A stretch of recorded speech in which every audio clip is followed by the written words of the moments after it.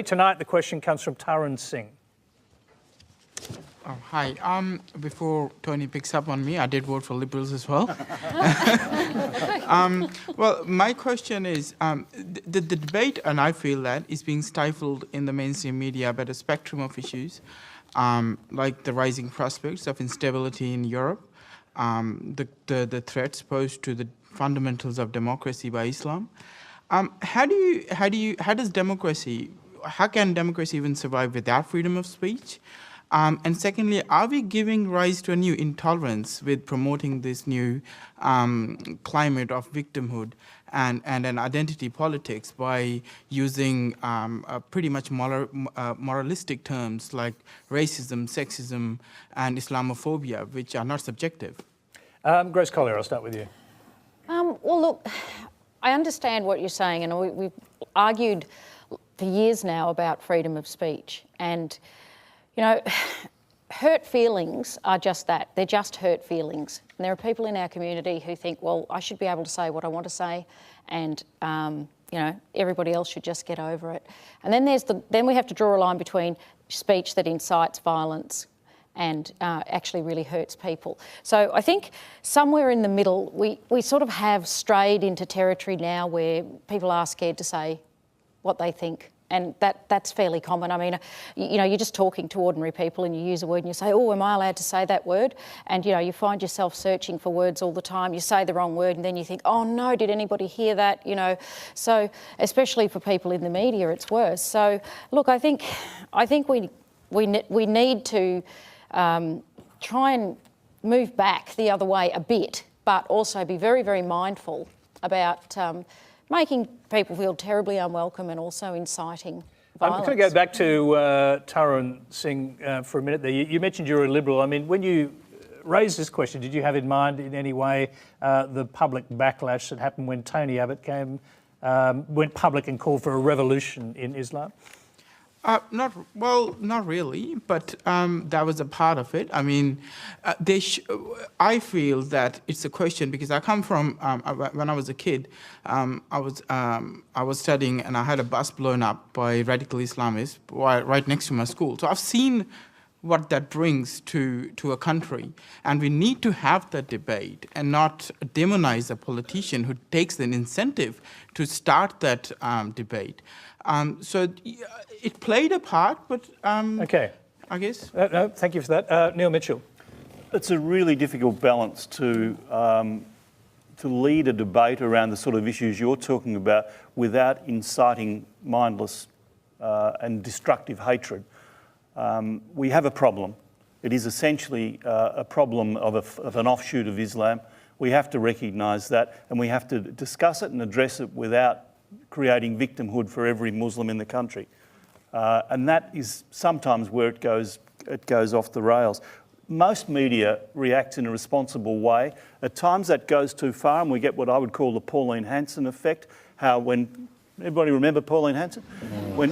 When she came along. How could we forget now? Yeah. And people suddenly said, yes, she's saying what we want to say. What do you mean we're not allowed to say that? Well, we've gone into a far more sinister area than that now. There are strict, 18C, we haven't even touched on that, but there are strict controls on the media that perhaps people don't understand enough. I was in trouble recently for calling, in a debate about cricket, calling a pom a pom. How stupid's that? I mean, it was seen as a demeaning term, but there are restrictions on that. It is a very difficult area. Most try to act responsibly, but you're right, it's creating an image of fear and suppression. Catherine King. Oh, sorry, go ahead, briefly. And that's another good point. I mean, where do we go from there? Catherine King. Well, we know where the government tried to go, and it's not something that we supported. I mean, I think we have to be really careful in this debate. I mean, we are a tolerant, inclusive society. We have been built on our multiculturalism. I have, not in my community, but in the community of Bendigo, not far from me, the horrible scenes that we have seen from a group who do not represent us in the whole. Really, because, you know, you cannot say anything other than that they are extraordinarily racist and their agenda is one of hate.